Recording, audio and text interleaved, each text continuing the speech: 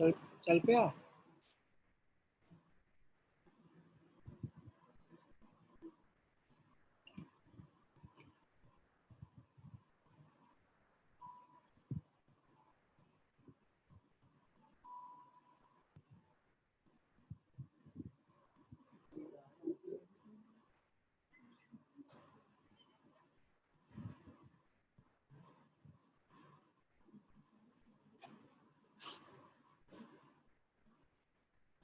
हाँ जी गौरव जी।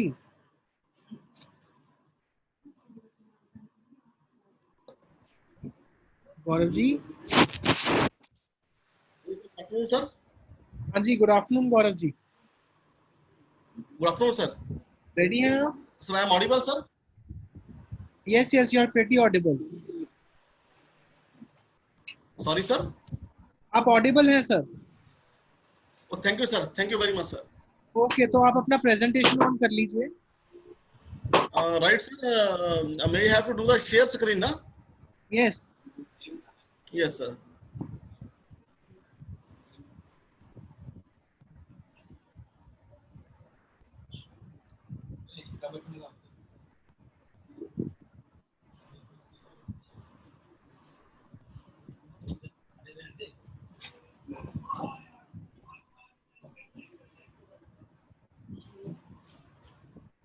इसके ऊपर अप्लाई का क्या कर रहे हो फिर? Sir, I'm not able to share screen sir. Share कीजिए Gaurav ji. Sir, I'm trying sir, after clicking on the share screen, just only 4 options are there sir, but I क्या? am trying to go to my desktop. No no आपको presentation खोलना है ना, पहले आप presentation को खोलो उसके बाद शेयर स्क्रीन करो। Okay, okay, right sir, right sir, right.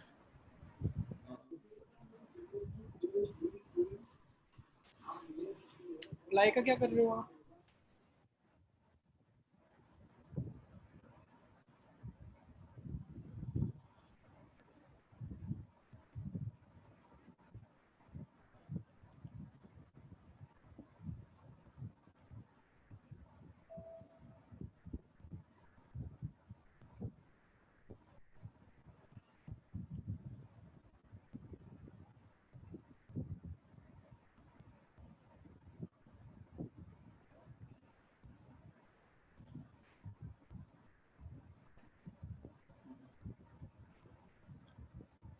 Yes sir, I have shared sir.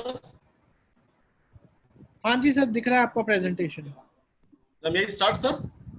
मेरे को स्टूडेंट्स को एडमिट करने दीजिए फिर आप Sure स्टार्ट sir, कर। I am waiting sir.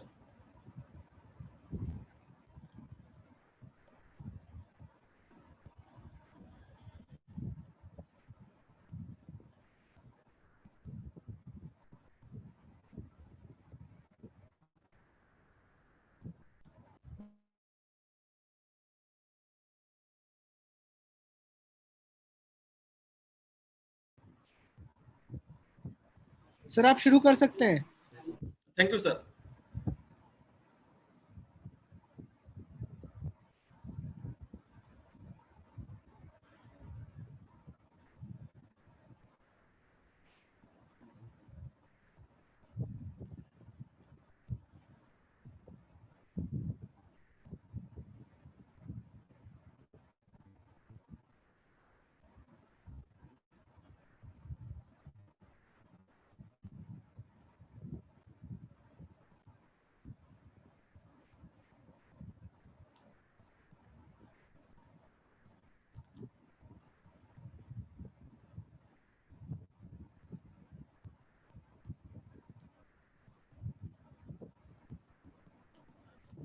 Okay, very good afternoon to all the trainees who have joined this video. My name is Gaurav Bansal. I am training officer of principles of teaching at National Skill Training Institute for Women, Mahalli.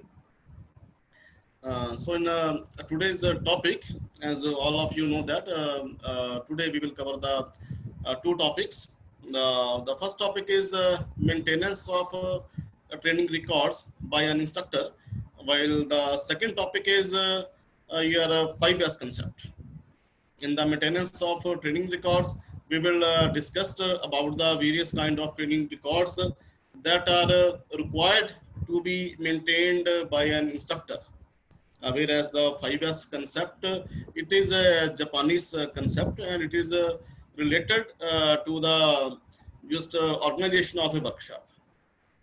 So let us start with the first topic, that is the maintenance of training records by an instructor. So firstly, what are the training records?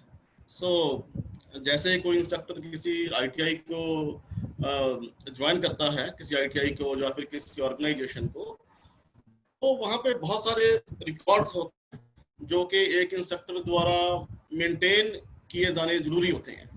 If any instructor is not able to maintain that training records properly, so we can say that he or she is not a good instructor. So what is the importance of this training record? Just wait. Yes. And what is the importance and need to maintain these training records? So whenever any instructor joins any ITI, he or she will get a charge of a section. The instructor will not only get a charge of only trainees or students.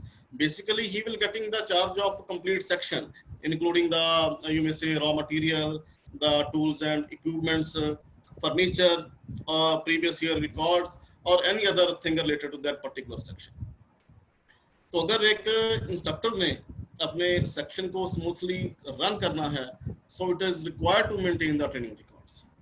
Let us, for example, एक instructor ने किसी भी section से या फिर अपने institute से उसने कोई रॉ मटेरियल इशू करवा लिया, एंड आफ्टर 3 months और 4 months अगर उससे पूछा जाए कि यस कि where you have utilise this raw material or where you have utilized these tools and equipments, so is it not possible to give the correct answer by just memorizing? एक instructor के लिए सिर्फ 3-4 महीने पुरानी बात याद करके बताना पॉसिबल नहीं है कि वो ये बता सके कि उसने जो रॉ मटेरियल इशू कराया था या फिर उसने जो प्रोडक्ट इशू करवाए थे वो प्रोडक्ट उसने कहाँ पे यूज किए. सो अगर उसने अपने सेक्शन को स्मूथली रन करना है तो उसके पास ये रिकॉर्ड्स होने चाहिए, so that whenever these kinds of queries are coming, the instructor can reply without any delay. The second important thing is, during the training, it is very much essential to maintain the attendance of the trainees, other records of the trainees, such as their progress record, the record of their jobs, their assignments, and any other thing related to the trainings. Again, जब किसी instructor से after 3 months, after 4 months किसी trainings के performance के बारे में पूछा जाए, तो कोई भी इंस्ट्रक्टर सिर्फ मेमोराइज करके नहीं बता सकता कि हाँ जी इस ट्रेनिंग की परफॉर्मेंस कैसी है, या फिर ये ट्रेनिंग किसी पर्टिकुलर डेट को क्लास में आया था या नहीं आया था. लेकिन बट अगर उस इंस्ट्रक्टर के पास सारे रिकॉर्ड्स प्रॉपर मेंटेन हैं, then it is very easy for an instructor to reply such kind of queries. So we may say that कि जो ट्रेनिंग रिकॉर्ड्स हैं अपने सेक्शन को स्मूथली रन करने के लिए, अपने जॉब को, अपने करियर को स्मूथली फ्लो करने के लिए बहुत जरूरी है. So there are various types of records are there, such as attendance register, the progress register, material intent book, student issue register, and other, as you can see on this slide. So it may be possible कि अगर कोई instructor किसी particular institute को join कर रहा है तो may be possible कि वहां पे इसके अलावा कुछ और रिकॉर्ड्स भी हो सकते हैं. But these are whatever we are discussing, these are the important records. So we will discuss these records one by one. So the first is the attendance register.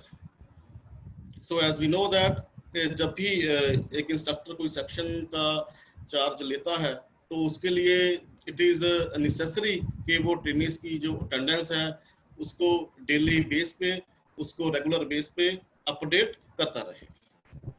तो ये एक अटेंडेंस रजिस्टर का एक approximate सा format है.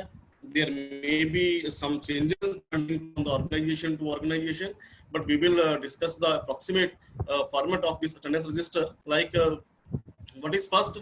First is the name of the institute or organization. तो obviously जो भी institute है, जो organization है, उसका यहाँ पे जो है नाम वो आ जाएगा. Say like I am from NST Mohali, so we can say here the name of the institute will be National Skill Training Institute for Women Mohali. The next is course name. So in the course name again, whatever the course is there, whatever the trade is there, say किसी instructor की trade electrician है, mechanics है, fitter है, टनर है, electronics है, तो जो भी उस कोर्स का ट्रेड का नाम होगा वो इस कॉलम में आ जाएगा. The next है time. Again it is the timing of the class. So morning class है, then evening class है. Accordingly you can fill the time over here. Then batch. Okay, तो कौन से बैच की जो कौन से बैच का ये रिकॉर्ड है वो यहाँ पे आएगा. Like if I am talking about the current batch, तो जो current batch है it is 1920 जो बैच वो चल रहा है. And next is the group. So if there are multiple sections of a particular trade, let's say अगर वहाँ पे फिटर के 2 सेक्शन 3 सेक्शन हैं, 2-3 ग्रुप्स हैं, तो अकॉर्डिंगली जो भी ग्रुप उस इंस्ट्रक्टर के पास है तो उस ग्रुप का यहाँ पे आ जाएगा, ग्रुप 1, ग्रुप 2, ग्रुप 3 जो भी है. एंड मंथ में जिस मंथ की अटेंडेंस है बट ऑब्वियस, सो ईयर में बट ऑब्वियस मंथ के साथ जो ईयर. सो अगेन यहाँ पे आप देखिए serial number again 1 2 3 4 5 6 7 8 9, then trainees का roll number, then trainees का name, and after that this from 1 to 31. Okay, so as it is but obvious, very much clear to all, the 1 to 31 these are the number of days in a month. Okay. So as it is a routine or a general practice, just I am giving you the data of one trainee. Suppose his roll number is 1, the name of the trainee is ABC. So if we say that general routine practice is there, if the trainee is P, so present, so you mark P over here. If the trainee is absent, so we mark A over there. So if the trainee is on leave, so we will mark leave over there. And similarly, if there is any Saturdays or Sundays, so we can mark Saturday and Sundays accordingly in the attendance register. And apart from that, like if there is any gastro holiday, or is there the class is not conducted due to any particular reason, so that may also we can be put up in the columns accordingly. So at the end, so after that, at the end of the month, what is this? This is TWD. This is basically stands for the total working days. So if we look at the data of this Mr. ABC, so 31 total days in a month, and 8 are the Saturday Sundays, 2 4 5 6 7 and 8. So 31 minus 8, total working days are 23, and out of this 23, the trainee is absent for 3 days. Okay. So see, 3 A's are there: first absent, second absent, and third absent. Okay. So we may say 23 are total working days, and trainee is absent for 3 days, present is for 20 days, then percentage of attendance is 87%. So similarly, we can calculate the attendance, and we can maintain the attendance register for all of the trainees accordingly. And here another, we can also account the daily totals. Okay, so like for example, first day of any month. Okay, so what are the total number of present trainees, and what are the total number of absents, and what are the total number of leave trainees. So it is also advisable that after maintaining these attendance register, if an instructor verify the register from the competent authority, that is maybe principal or you may say head of the institute, then it will be better. So the trainee, the instructor can maintain the attendance register accordingly, as I told you. The next progress record. Okay. So जब भी कोई instructor किसी class का charge ले रहा है, after that वो उस क्लास के टेस्ट कलेक्ट कर रहा है, अदर थ्योरेटिकल टेस्ट हैं, प्रैक्टिकल टेस्ट हैं. So it is the duty of the instructor to evaluate the practicals or theory tests of the trainees. So जो भी ट्रेनिंग्स के मार्क्स आ रहे हैं, थ्योरी में चाहे प्रैक्टिकल में या फिर इंटरव्यू, वाइवा वॉइस, किसी भी चीज में, तो उस सब रिकॉर्ड को प्रोग्रेस रिकॉर्ड में या फिर प्रोग्रेस रजिस्टर में मेंटेन किया जाता है. So the register which contain the progress data of all the trainees, that is called the progress record register. So if we talk the benefit of this progress record register, तो इसका benefit यही है कि आप इस register को अगर maintain करेंगे, कोई भी इंस्ट्रक्टर इस रजिस्टर को मेंटेन करेगा, तो after looking on the data of a particular training, so the instructor may have the idea about the test में वो इंटेलिजेंट है या फिर उसका जो ओवरऑल रिस्पांस है तो वो कैसा है, एवरेज है, गुड है, मोर देन एवरेज है या फिर बिलो एवरेज है, एंड अकॉर्डिंगली तो ट्रेनिंग्स की परफॉर्मेंस को इम्प्रूव करने के लिए एफर्ट्स हैं वो इंस्ट्रक्टर द्वारा किए जा सकते हैं. लेकिन वो तभी पॉसिबल है जब एक इंस्ट्रक्टर इस प्रोग्रेस रजिस्टर को प्रॉपरली मेंटेन करेगा. तो यहाँ पे हम देख सकते हैं, again we will discuss the approximate format. So first is name of the institute और ऑर्गेनाइजेशन, देन अगेन वही कोर्स नेम, जो भी कोर्स है, देन ग्रुप, अगर मल्टीपल ग्रुप्स हैं तो grouping, otherwise we may leave this column. Again session, like current session है वो 1920 है, सो जो भी सेशन है. Then again what is the progress record of this, like evaluation of जो भी जिस भी चीज की इवैल्यूएशन है, प्रैक्टिकल की इवैल्यूएशन है, थ्योरी की इवैल्यूएशन है, और किसी वाइवा वॉइस की या फिर किसी भी और चीज की इवैल्यूएशन है, तो वो यहाँ पे लिखा जा सकता है. So again serial number from 1 2 3 4 5, okay, the trainees roll number, trainees name. So I have given the name like A, B, C, D, and E. Okay. So in this sheet you may see that there are 5 test practicals marks are there.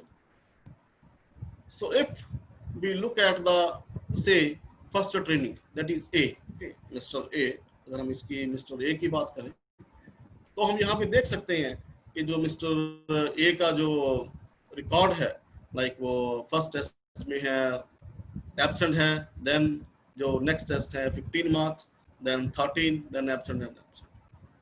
So from this data और from this progress record एक instructor idea लगा सकता है कि जो mister A हैं, no doubt study में और प्रैक्टिकल में he is average, or we may say more than average, because he is getting the marks 15 and 13, but he is not continuously regularly attending the classes or attending the tests. तो accordingly तो है उस trainee को बुलाकर उसकी जो counselling है वो की जा सकती है, तो उसके पेरेंट्स को, वार्ड्स को इन्फॉर्म किया जा सकता है, ताकि वो ट्रेनी अपनी आपको फर्दर टाइम में अपने आप को इम्प्रूव करे. बट ये सब कुछ तभी पॉसिबल है जब हम इस प्रोग्रेस रिकॉर्ड को, प्रगति रिकॉर्ड को प्रॉपरली मेंटेन करेंगे.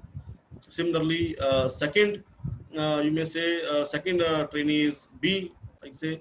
सो इन दैट वी मे से अगर हम इसके मार्क्स की बात करें, लाइक 9 9 11 13 14 मार्क्स, तो यहाँ से हम आइडिया लगा सकते हैं कि जो ट्रेनी है, नो डाउट स्टार्टिंग में उसकी परफॉर्मेंस थोड़ी सी कम है, बट कंटिन्यूसली, कंसिस्टेंटली वो क्या है, अपनी परफॉर्मेंस को इम्प्रूव कर रहा है. सो यहाँ पे है एक इंस्ट्रक्टर को जो है और भी एफर्ट करने चाहिए कि सो दैट ट्रेनिंग की जो परफॉर्मेंस है वो और भी ज़्यादा इम्प्रूव हो सके. Again we look at the trainee C, mister C. तो यहाँ पे हम देख सकते हैं इसकी जो परफॉर्मेंस है वो क्या हो रही है, like 16, then 10, 12, 8, again 9. Okay.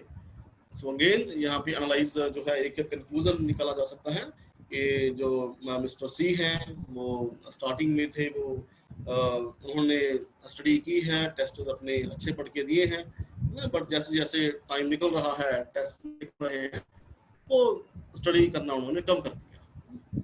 So accordingly जो है उस ट्रेनी की काउंसलिंग की जा सकती है, उसके पेरेंट्स के वार्ड्स की हेल्प, पेरेंट्स की गार्डियंस की हेल्प ली जा सकती है, सो दैट ट्रेनी अपने आप को फ्यूचर में इम्प्रूव करे। But again as I told earlier, ये सब तभी पॉसिबल है जब एक इंस्ट्रक्टर अपने प्रोग्रेस रिकॉर्ड को प्रॉपरली और रेगुलरली मेंटेन करे। Similarly, if we look at the Mr. D, okay, तो Mr. D की जो परफॉर्मेंस है वो हम देख सकते हैं 15, 15, 14, 15, 14. Okay, so that means कि उनकी जो परफॉर्मेंस है एक कॉन्स्टेंट सी परफॉर्मेंस है, इम्प्रूव भी नहीं हो रही, और जो परफॉर्मेंस है वो उनकी डिक्रीज भी नहीं हो रही, तो स्टिल जो है इसको और भी ज़्यादा इम्प्रूव करने के लिए एफर्ट्स किए जा सकते हैं। Similarly, we may say Mr. E है, like in this PPT, okay, I have shown that the Mr. C है, that is the most you may say intelligent student of the class, as he is getting marks 16, 17, highest marks in all the tests, and further जो है इनको और भी ज़्यादा improve करने के लिए जो efforts हैं, जो hard works हैं, वो किए जा सकते हैं।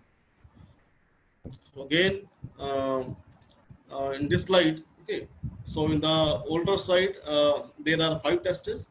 Okay, so in this just to look at the test number 6, okay, highlighted in yellow color. So if we look at the performance of the trainees in this last test, okay, so all the trainees getting the marks 8, 9, 7, 9 or 12. Even the most intelligent student of the class getting the 12 marks in the test. So because पूरी class के जो marks हैं वो कम आए हैं, तो एक यहाँ से एक इंस्ट्रक्टर आइडिया लगा सकता है कि जो टेस्ट है या तो डिफिकल्ट है या फिर वो टेस्ट ट्रेनिंग्स को, वो प्रैक्टिकल है, वो ट्रेनिंग्स को समझ नहीं है। तो अकॉर्डिंगली जो है वो टॉपिक है या जो प्रैक्टिकल है वो दोबारा से करवाया जा सकता है जब तक कि ट्रेनिंग्स की जो परफॉर्मेंस है वो इम्प्रूव नहीं। सो वी मे से दैट कि जो प्रोग्रेस रिकॉर्ड है, it is very much important for an instructor to maintain the progress record of all the trainings properly, जिसको देख के वो ट्रेनिंग्स की परफॉर्मेंस है उसको भी एनालाइज कर सकता है, एंड सेकेंडली उसको इम्प्रूव करने के लिए जो एफर्ट्स हैं वो भी किए जा सकते हैं। Then the next is the material intent book, okay? सामग्री मांग पत्र। तो जब भी कोई इंस्ट्रक्टर प्रैक्टिकल करवा रहा है स्टूडेंट्स को, तो उस प्रैक्टिकल को करवाने के लिए he or she required so many you may say products, tools, or you may say raw material, etc. तो इंस्ट्रक्टर ने कोई भी सामान, कोई भी मटेरियल, कोई भी प्रोडक्ट इंस्टीट्यूट से जो इशू करवाना है, वो material intent book, material intent form को फिल करके ही इशू करवाया जाता है।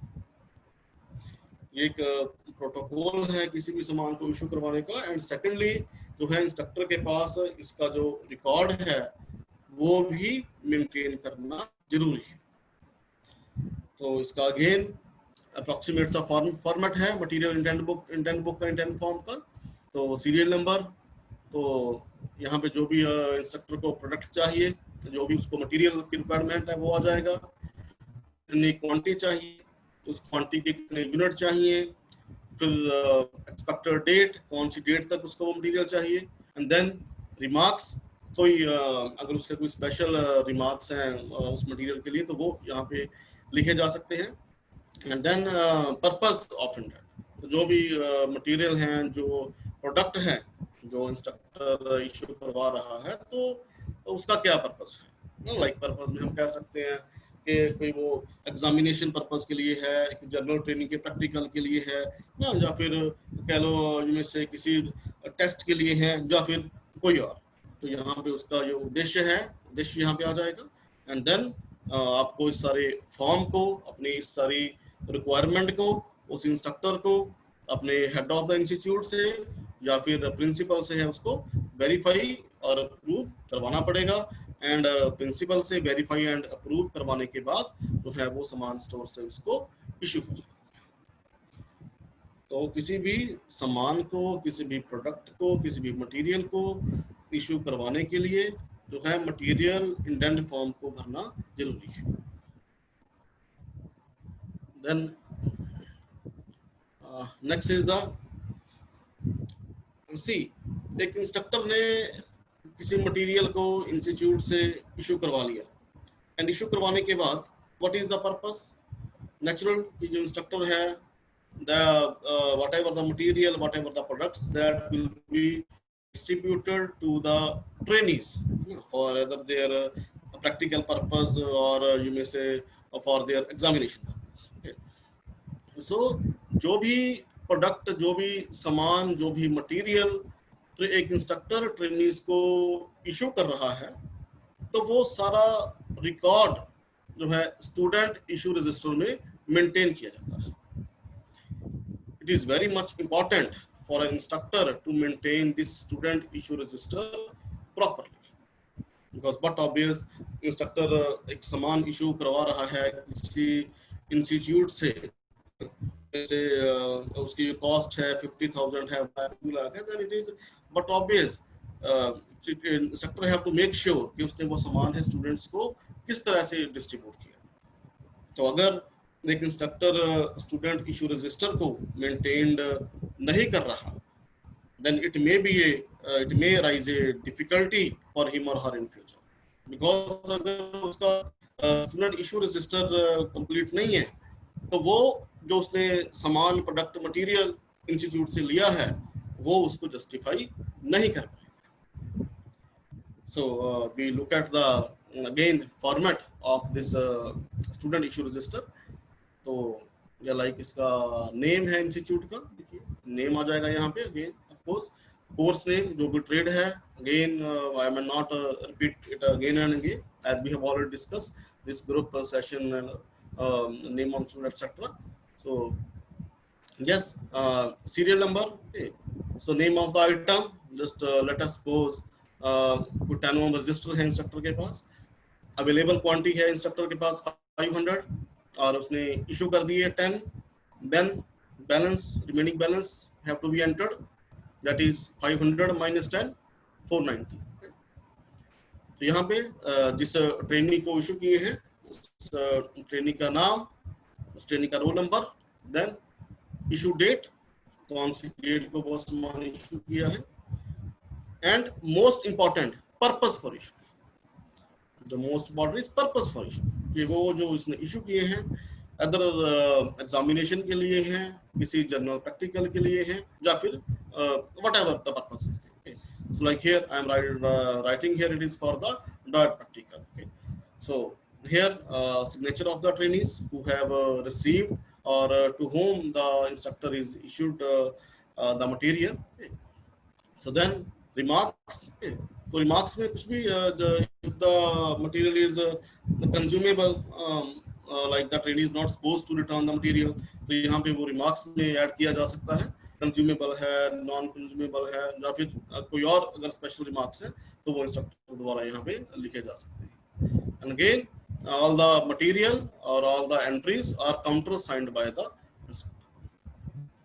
So again like the next example is you may say for cotton fabric। Okay, so fabric है उसके पास 20 मीटर अवेलेबल है, 2 meters इशू कर दिया इंस्ट्रक्टर ने।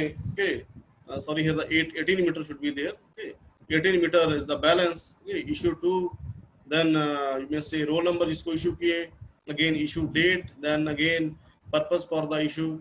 Okay, so again examination है, कोई जनरल प्रैक्टिकल है, या फिर कुछ और। Okay, so at the end signature of the trainee, remarks by the instructor, or at the end countersigned by the instructor। So this is the general approximate format of the student issue register। And it is also advisable that अगर एक instructor इस register को properly maintain करें and just इनमें से once in a month और twice in a month अपने principal से या फिर हेड ऑफ द इंस्टीट्यूट से या फिर हेड ऑफ द ट्रेड से वो अपने स्टूडेंट इशू रजिस्टर को काउंटर साइन करवा के उसको वेरीफाई करवाता है, just to make sure the organisation के जो सामान मैंने इशू करवाया था वो सामान मैंने इस तरह से यूज किया। सो next is the manufacturing register, Vinirman register. So just as I told earlier, एक इंस्ट्रक्टर ने जो है मटेरियल प्रोडक्ट जो है वो इंस्टीट्यूट से इशू करवाए हैं और इशू करवाने के बाद नेचुरल है अगर उस प्रैक्टिकल से कोई जॉब्स बन रही हैं, कोई आइटम मैन्युफैक्चर हो रही है, then again it is the responsibility of a good instructor कि वो उन सारी आइटम्स का जितनी भी आइटम्स जितनी भी जॉब्स मैन्युफैक्चर हुई हैं उन सब का रिकॉर्ड मेंटेन करें और जिस रजिस्टर में ये सब रिकॉर्ड्स मेंटेन किए जाते हैं उसको हम बोलते हैं मैन्युफैक्चरिंग रजिस्टर। तो लाइक यहाँ पे अगेन इसका हम अगर फॉर्मेट करें discuss again name, course name, group, etc. The name is manufacturing register. Okay. So here I am discussing the manufactured items. Suppose a gown. Basically, it is related to a fashion design technology trade. So suppose इस trade के students ने suppose एक gown तैयार किया है suppose. Okay. So whatever the cost and whatever the items that has been used to make this gown, okay, we say like certain fabric है वो 10 metre use किया है और उस 10 मीटर की जो कॉस्ट है से 1000। सिमिलरली जो भी और आइटम्स उस आइटम को बनाने के लिए उस जॉब को कंप्लीट करने के लिए यूज की गई हैं उन सब की कॉस्ट है, उनका नाम और कितने क्वांटिटी यूज हुई है और उसकी कॉस्ट। सो जब हम इन सब आइटम्स को कॉस्ट को ऐड करेंगे तो ऐड होके वो बन जाएगी इस पर्टिकुलर आइटम की कॉस्ट। इनमें से अगर हम इस एग्जांपल की बात करें तो एज पर दिस एग्जांपल एक गाउन बनाने के लिए जो खर्चा आया है गवर्नमेंट का या फिर इंस्टीट्यूट का, that expenditure is okay 1000 + 30 + 300 + 4 and + 200, okay, that is 1630। सो जब भी इस तरह की जॉब्स हैं वो इंस्ट्रक्टर ने बनवानी है तैयार करवानी है तो उन सारी जॉब्स को प्रॉपरली मैन्युफैक्चर रजिस्टर में मेंटेन करना so that again after you may say span of time you can justify the raw material, you can justify the products that have been issued from the institute for the practical. Again आप इसकी proper entry करेंगे और entry करने के बाद यहाँ पे counter signed by the instructor कि हाँ जी जो है इस गाउन के लिए ये सब सामान यूज हुआ है और उसकी कॉस्ट इतनी है। तो रिमार्क्स में जो है कुछ भी लाइक से जिस ग्रुप ने बनाया है उस ग्रुप के रोल नंबर लिखे जा सकते हैं, ओके, या फिर कुछ और जो भी रिमार्क्स आप देना चाहते हैं। Okay, so this is about the manufacturing register. Yes, one more important thing. So whatever the products are used here in the manufacturing register, like this fabric, lining list, जो भी आप यहाँ पे सामान आप यूज कर रहे हो, just try कि आपका जो सामान है मैन्युफैक्चरिंग रजिस्टर का और स्टूडेंट इशू रजिस्टर का वो उसमें आपस में जो है एक मैचिंग होनी चाहिए। मतलब इट इज नॉट पॉसिबल कि उसमें परफेक्ट मैचिंग हो जाए बिकॉज जब हम किसी भी जॉब को मैन्युफैक्चर करते हैं बनाते हैं तो उसमें wastage is there. So but just try कि जो आइटम आप मैन्युफैक्चर कर रहे हैं, जितने भी आइटम्स आप मैन्युफैक्चर कर रहे हैं और जितना सामान आप इशू करा रहे हैं कि उसमें थोड़ी बहुत जो है उसमें जस्ट ट्राई कि उनमें आपस में जो है मैपिंग वो होनी चाहिए। And apart from that okay the file of lesson plan, demo plan, but natural जब भी कोई इंस्ट्रक्टर अपनी क्लास को टीच कर रहा है, ट्रेनिंग दे रहा है, सो अपने प्रॉपर वो लेसन प्लान्स जो हैं वो कंप्लीट करे, डेमोस्ट्रेशन प्लान्स हैं वो बनाए और अपनी लेसन प्लान्स की और डेमो प्लान्स की एक अलग फाइल है वो मेंटेन करके रखे, और मेंटेन के साथ साथ अपनी फाइल को अपडेट भी करके रखे। तो ये तो सिंपल एक लेसन प्लान और डेमोस्ट्रेशन प्लान का फॉर्मेट है। We will not discuss the format, okay. Just main thing is that the instructor must maintain the file of lesson plan and demo plan, okay, so that at the end, okay, so that at the this examination time, it or at the time of conducting the trainings or practicals, okay, it will help the instructor. And apart from that, there are some other registers, okay, or records, okay. So like store return book, okay. So basically what is a store return book?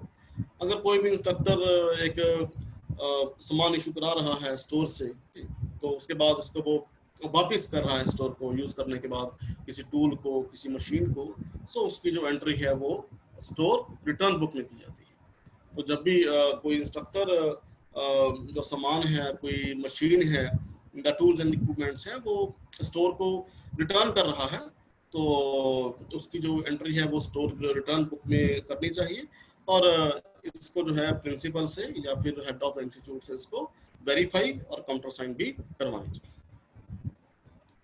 The next है जो record of assignments job completed.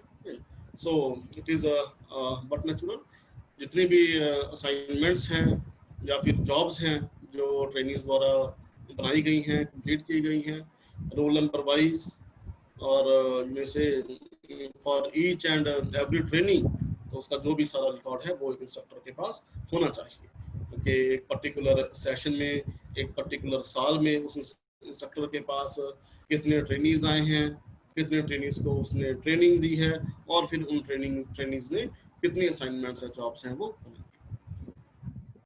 And then there may be a file of previous question papers of all examination, okay. So but natural, so जो भी जिस institute में instructor काम कर रहा है, तो उस इंस्टीट्यूट के जो कोई प्रीवियस ईयर क्वेश्चन पेपर्स हैं, तो उसकी एक फाइल मेंटेन की जानी चाहिए।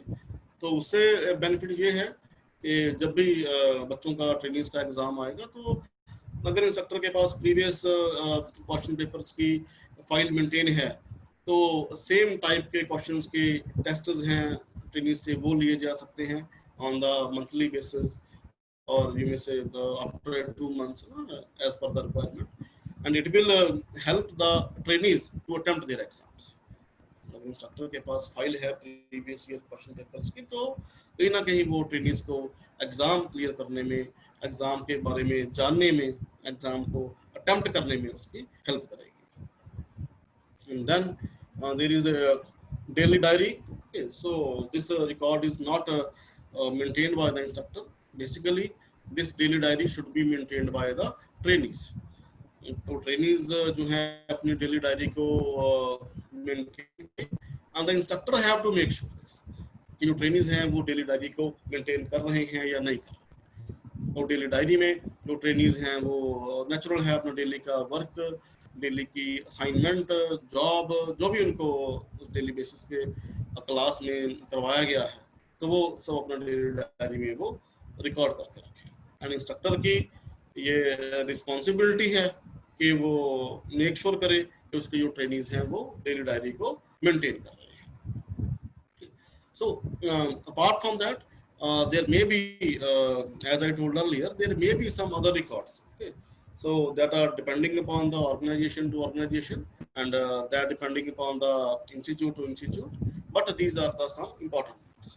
So जब भी एक इंस्ट्रक्टर किसी इंस्टीट्यूट को ज्वाइन करता है, उसके लिए बहुत ज़रूरी है कि वो सारे मैक्सिमम जो है ट्रेनिंग रिकॉर्ड्स को प्रॉपरली मेंटेन करे और उनको अपडेट करके रखे।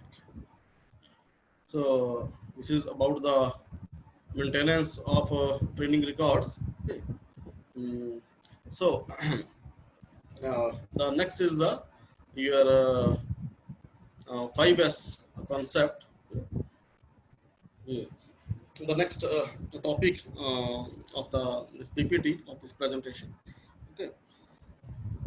So 5S concept basically it is a concept related to the organization of a workshop.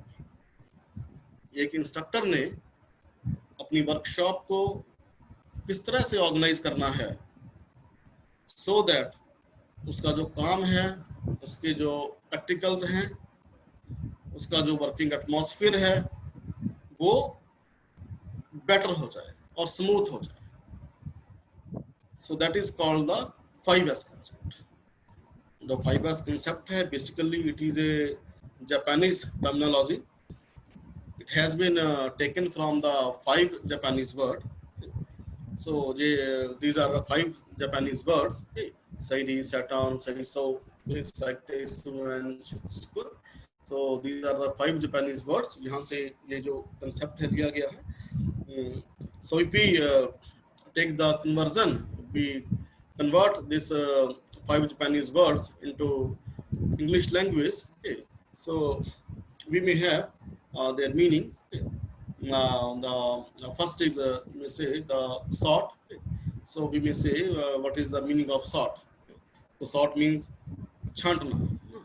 तो जो सामान आपको चाहिए वो अलग करना और जो सामान जो प्रोडक्ट जो मटेरियल नहीं चाहिए उसको अलग करना. Similarly, the next S stand for the set. Okay. Again, set means जो सामान आपको चाहिए उसको प्रॉपरली एक तरीके से सेट करके रखना, मेंटेन करके रखना, so that जब भी आपको उस सामान की उस टूल की रिक्वायरमेंट है, so that आप उसको easily without wasting any time आप उसको यूज कर सकते. So the third is CISO stands for the systematic clean और इसको शाइन बोल देते हैं. जो भी आपके प्रोडक्ट हैं, मशीन्स हैं, उनको डेली बेस पे उनको क्लीन कीजिए, उसको साइन कीजिए एंड उनकी जो रिपेयर है, मेंटेनेंस है वो प्रॉपर मेंटेन करके रखिए. We will discuss these in detail. Okay. So next is standardize. तो वर्कशॉप का जो है एक स्टैंडर्ड होना चाहिए.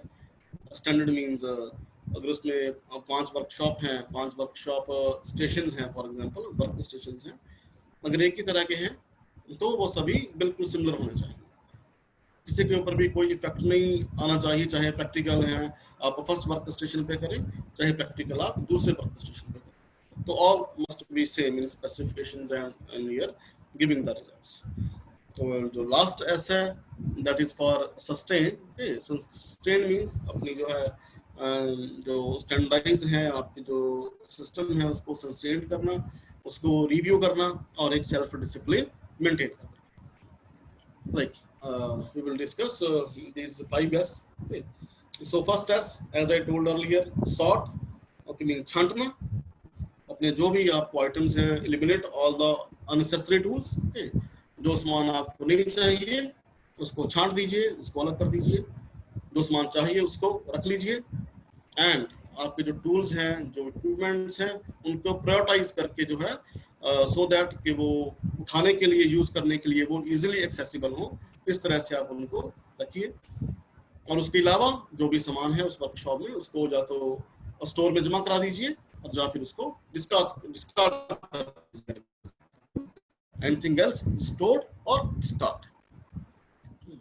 Again, this is the just example. Okay, for first as sort out. Okay. Suppose आपने कोई सामान निकालना है, मिक्स है सारा सामान, सारे टूल्स एंड जो हैं वो मिक्स हैं, तो एक बॉक्स से अगर आपने निकालने हैं then it is very difficult and moreover it is time consuming. Okay. So better है कि जो आपको चाहिए आप उनको सेपरेट कर लीजिए and just like in given in this figure. Okay, just place similar kind of items in one box. Okay, so that आप उनको time के according requirement पे आप उनको use कर सकते. The next is set. Okay, the next S stands for set. Okay, so that means कि जो भी tools हैं, जो equipments हैं, वो एक proper place पे होने चाहिए. हर tool की एक special space उसको मिलनी चाहिए. कोशिश कीजिए जो भी टूल्स हैं, जो इक्विपमेंट्स हैं, उनको अगर आप लेबल कर सकते हैं आप उनको लेबल कर दीजिए. लेबल मींस कि आप उनको मार्क कर दीजिए सो दैट जब भी आपको किसी टूल की, किसी मटेरियल की रिक्वायरमेंट है, आप लेबल जगह पे जाएं और वहीं से वो सामान को आप निकाल लें। लाइक सेट करने के लिए आप एक जो है एक like as given in the flow chart, okay, so एक अरेंजमेंट भी आप क्या कर सकते हैं, okay, just like as given in this PPT, okay, so you may say for example suppose you have some kind of usable items, okay, so you may divide the items into 3 categories, okay, like in this जो वो items हैं जो आपको hourly basis पे चाहिए, जो आपको daily basis पे चाहिए, ओके, सो तो उनको आप मशीन के क्लोज आप रख सकते हैं, ओके, सो जो आइटम्स आपको कॉन्स्टेंटली आपके यूज में नहीं है, ओके, आपको दिन में एक बार चाहिए या फिर वीक में एक बार चाहिए, तो आप उसको अपने वर्कशॉप में किसी पर्टिकुलर प्लेस पे आप वहां पे रख सकते हैं। There is no requirement to settle these items near the machine. Similarly जो आइटम्स आपने बहुत कम यूज करनी है ना, से वंस इन मंथ और वंस इन 3 मंथ, तो उन आइटम्स को बेटर है कि आप स्टोर में मत सॉरी वर्कशॉप में मत रखिए, बेटर आप उनको स्टोर में सबमिट कर दीजिए। तो जब भी आपको रिक्वायरमेंट हो आप उन आइटम्स को स्टोर से इशू कराएं और यूज करें। अननेसेसरली जो है अपने स्पेस को वेस्टेज ना करें, अपनी वर्कशॉप को प्रॉपर्ली यूटिलाइज करें। Like this is the example, okay, so similar kinds you may say in the picture, similar kind of tools at one place, okay, and everything has some place and everything is in one place। आप देख सकते हैं किस तरह से सारे tools हैं proper place पे प्रॉपर स्टैंड्स में सेट किए हुए हैं। so this is the meaning of second S, okay, set, arrange a place for everything and everything should be in its place। Third is SISO, that is systematic clean, okay, so as I told earlier कि अपनी जो machines हैं workshop है इसको develop a habit कि आप अपनी workshop को रेगुलर बेसिस पे क्लीन करें, like clean the work place and all equipments and keep it neat tidy and organised. Just make a habit कि आप हर शिफ्ट के बाद अपने वर्क एरिया है आप उसको क्लीन करें और जितनी भी आइटम्स हैं they must be restored in the proper place.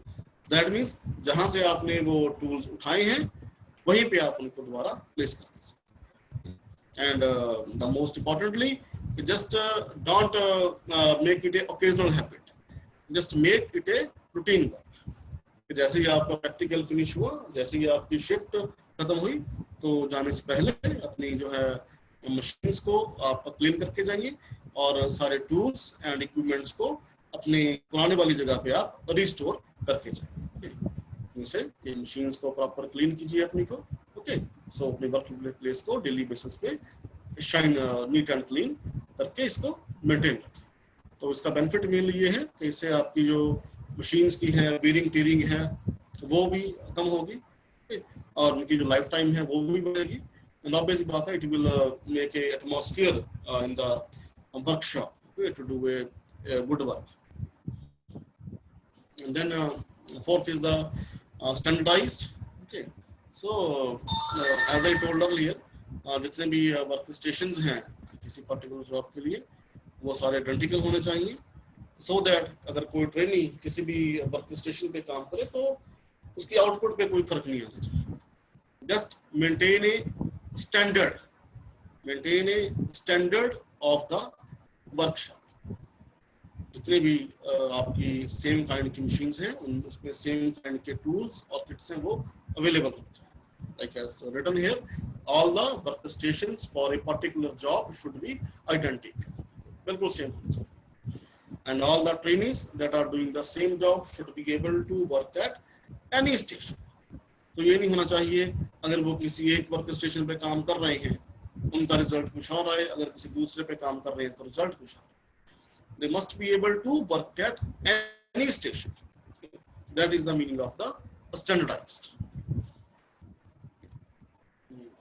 Next is sustained. Okay, just maintained a self-discipline. Self-discipline means कि अपने जो standards हैं, अपने जो previous के 4S हैं, like sort, set, shine and standardize, आप इनको बार-बार रिव्यू करते रहें, इनमें कोई अपडेशन है इनको आप अपडेट करते रहें, and make a routine and make a self discipline कि आप जो previous के 4S हैं आप उनको follow करें और अपनी workshop में accordingly आप, तो इससे क्या होगा, आपका जो काम करने की क्षमता है, वर्कशॉप का जो वर्क एटमॉस्फेयर है वो बहुत ज्यादा अच्छा बन जाएगा. Like say in this self-discipline, you may say that okay, the pink files are arranged at one place, white at one place, okay, the yellow are at one place. Okay.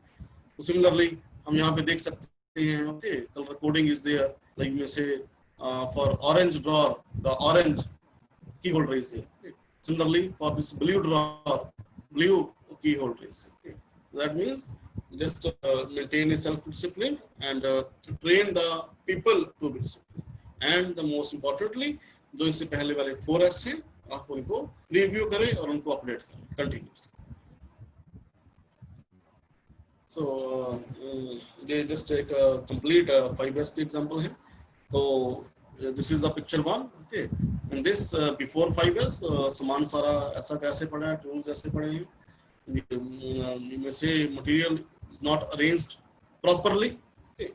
So may say that अगर आपने कोई practical करना है, कोई सामान आपने यहाँ से निकालना है, okay, so it will consume some time. Okay.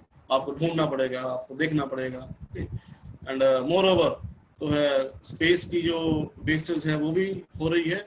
And secondly जो टूल्स की बिलिंग एंड कीलिंग है, नो डाउट वो भी यहाँ पे ज्यादा हो रही है. But in the next picture, when you apply this 5S, okay, that is related to the organization of workshop. Okay. So आपने इसको ऑर्गेनाइज कर लिया, क्लीन कर लिया और सभी ड्रॉर्स में देखिए यहाँ पे आप सभी ड्रॉर्स को जो है वो लेबल किया गया है. Okay. तो सारा सामान आपने जो है ड्रॉर्स में रख दिया, उसको लेबल कर दिया. One drawer is for one kind of height. Okay. And again आपने सारा सामान जो है प्रॉपरली टूल्स एंड मटेरियल्स हैं वो आपने सारे प्रॉपरली यूज कर लिए. देखिए यहाँ पे स्पेस भी आपके पास बच रही है एंड जो है आपके टूल्स हैं वो भी प्रॉपरली जो है वो स्टोर हो रहे हैं. एंड मोरओवर जो है नेचुरल हैंड की जो वीरिंग टीरिंग है वो भी कम होगी और किसी भी प्रैक्टिकल को करने के लिए, किसी भी जॉब को परफॉर्म करने के लिए, टूल्स को ढूंढने के लिए समय है वो भी कम आपका यूज होगा. So this is all about these two topics that we have discussed, the maintaining of training records and 5S. So I hope you all have enjoyed the topics. Okay. And apart from the topic, I also wish to say to you people that, as all of you know, that our country is not our country, the whole world is fighting with the coronavirus. Okay. So it is also our moral responsibility to stay at home and follow the government guidelines. Okay. So at last, stay home, stay safe, and save lives. Thank you. Thank you.